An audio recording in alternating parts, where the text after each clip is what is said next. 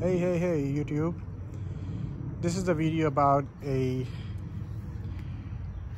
Caterpillar compact track loader. It's burned down and I bought it a few weeks ago in an auction. I have some interest, a long time interest, having one of these machine. However, I don't think I will ever want to buy a brand new one, because it's not for business, just for my personal interest. But I came across this burned down machine on an auction, online auction, and I bid and I won and I bought it. I hauled it back here in Ohio, that's where I live, and my plan is to basically restore, rebuild whatever I can.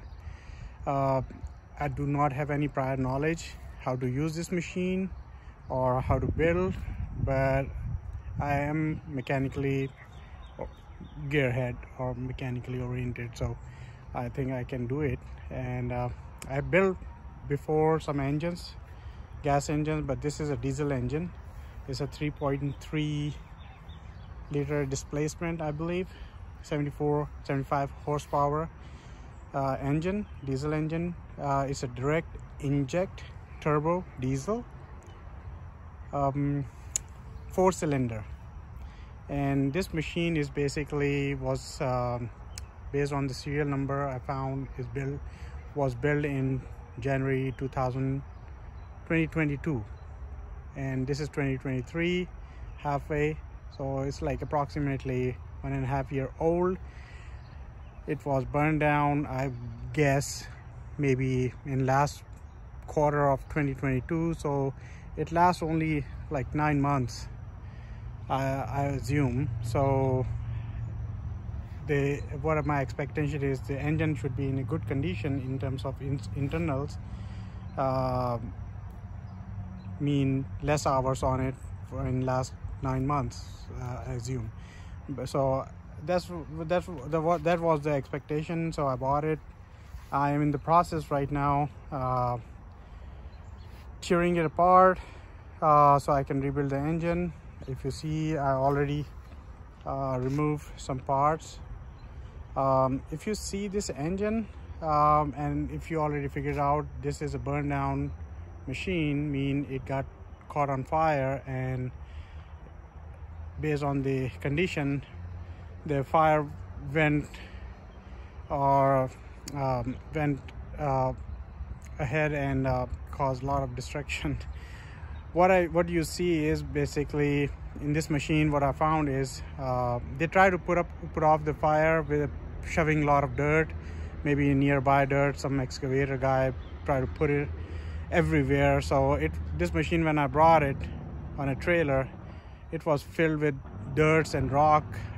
So I emptied it up, cleaned it up, and I removed a lot of dirt. And I was actually sifting through the dirt, whatever parts I can find inside the dirt I was removing. So this model has a glass door on it, and glass was completely melted down because of the fire. Also, anything aluminum in this machine was basically, the aluminum was melted and it become pieces of molten aluminum chunks. So alternator, AC compressor, if you see on the ground,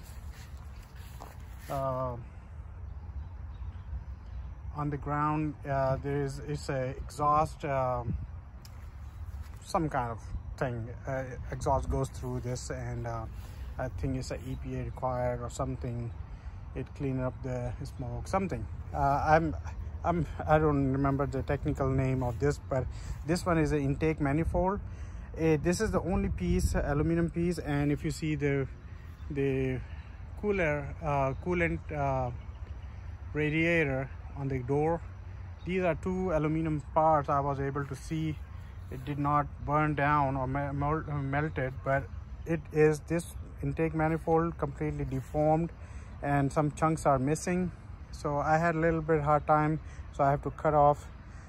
It was deformed in a way, it was covering one of the bottom bolt, so I have to cut a chunk off, and then I was able to reach to this bolt. So this is the only one intact.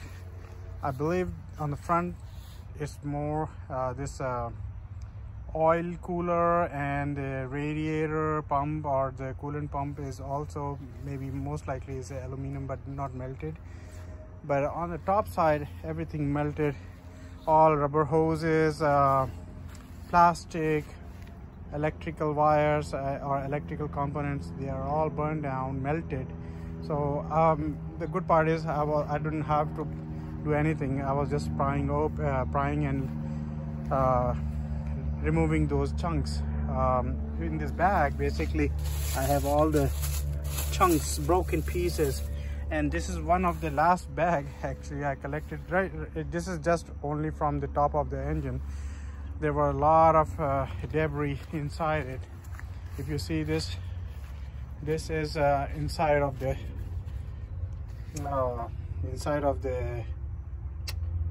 engine compartment, and everything, these are all aluminum parts melted and become like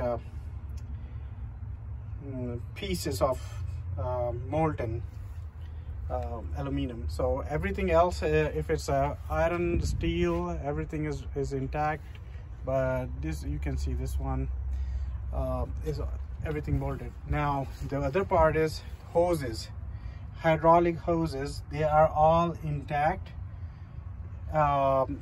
Few are broken in pieces because they become brittle in a hot environment. So if you see this, I remove it. Some are like broken like this. I'm trying to keep them intact so I can measure their lengths and sizes, so I can actually order or get it built from a local hydraulic workshop, or give order from CAT, whichever is a cheaper way. So this is a high flow machine, if I am not wrong, and inside it, if you see, this is the cabin. Every plastic, everything is melted. The front is in good shape. Didn't see much fire, but definitely I'm going to overhaul it. I have to remove every single piece of hose, hydraulic hose, and replace it. So my thought process is, first make sure I will divide and rule. So the way I'm going to do it is I'm going to build the engine first, my powertrain, and make sure it's working. If you see on the back side, the hydraulic pump is still intact, but at the end, this part where the 4 bolts, you can see it has some aluminum piece is missing. It was melted, so I have to replace it. So I'm going to divide and rule. Mean first make sure engine is running, then second is hydraulic pump, and there is another junction box. Basically is a directional valve solenoid junction box which basically controls the hydraulic pressure in hoses left and right, or for equipment. And there is another junction box which is basically it has 6 hoses, 3 for left, 3 for right. They go to the undercarriage, and if you see in the background, the undercarriage is right here. It came already removed when I picked up this machine because of the heat. Their torsion, they have torsion axles, so they were and torsion axles are made of, I believe, 4 rubber strings in these square tubes, this one and this one. So those axle arms goes inside, and they are surrounded by those thick rubber strings which cause anti-torsion, I believe. So I'm not really familiar with this, but I'm expecting those were all melted down. I need to somehow rebuild it and put it back together, so I don't think there will be much challenge except the right parts. So first I will put back those undercarriage tracks, and I'm planning to not to use the rubber tracks, but if rubber tracks are cheaper, I'll go with it. But this one has a rubber track before, but I'm thinking if it's possible for me to get a steel track, I will get the steel track. I'm expecting it will be a little over the price of the rubber tracks, but the purpose, I'm not sure what application I'll be using. Maybe clearing up the land or pushing dirt, but it's for my property probably if I do anything. But my interest is cleaning up the snow in the winter with this one, because I have a long driveway and I get a lot of snow. But other than that, all electricals you cannot see because they are all melted. So and also this place where the ECM or ECU controller goes, I don't see anything except some gray stain on the splash on the side panel. So definitely I need to have an electrical computer and a monitor screen inside the cabin, controls, electronic joystick control, so everything electronic. So step one is build the engine, make sure it's running. I'm not sure if I can run it without ECU ECM. This is a diesel engine, I do not know, but I'm assuming if there should be a way to run the engine after rebuilding it, just to make sure, test it out. And then I will work on the hydraulics, make sure my hydraulic pump works, and all the solenoids, they are already melted, so they need to be replaced. There are 6 solenoids, I believe, 3 on each side. So this side you can see there are 3 supposed to go.